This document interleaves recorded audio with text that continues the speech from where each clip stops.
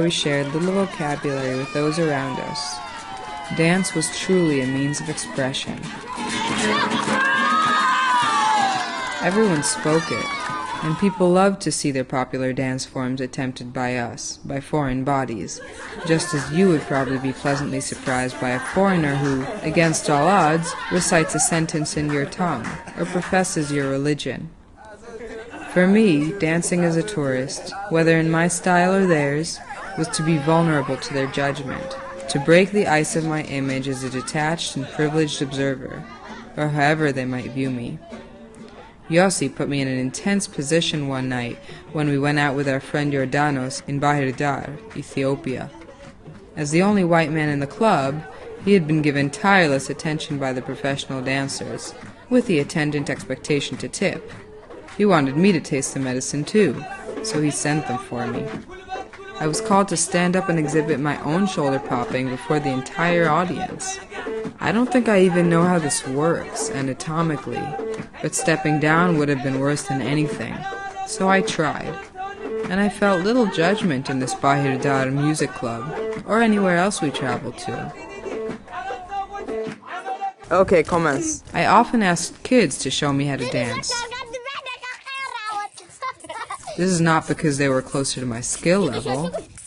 In fact, African children are often in the thick of their dance education, mimicking their peers and the adults with studiousness.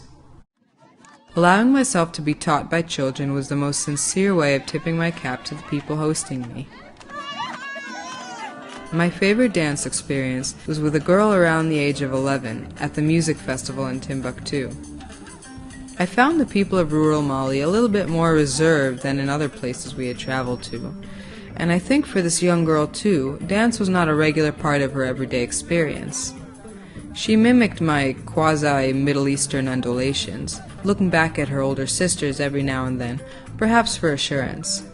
But with my prolonged attention, she gained confidence, and I started to mimic her. For perhaps 40 minutes we learned from each other this way, until she had to go home.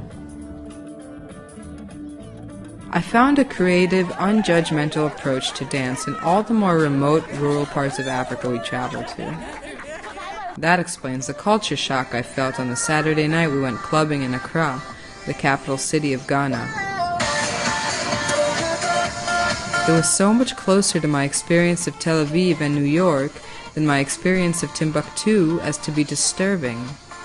Dance here was inextricably bound up with sex. I saw prostitutes, or women dressed like them, wooing foreign men with it.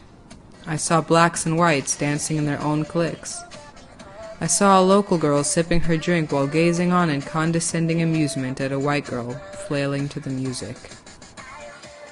A week later, in a town outside Kumasi, I had my first exposure to Azonto, the Ghanaian dance craze, by a charismatic neighborhood girl.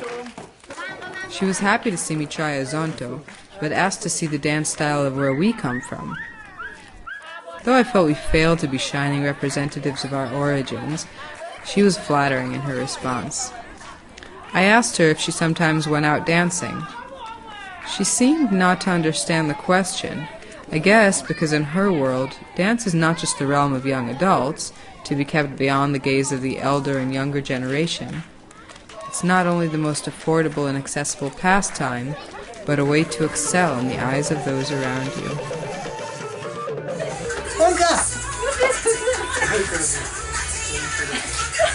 Savisa, savisa, savisa.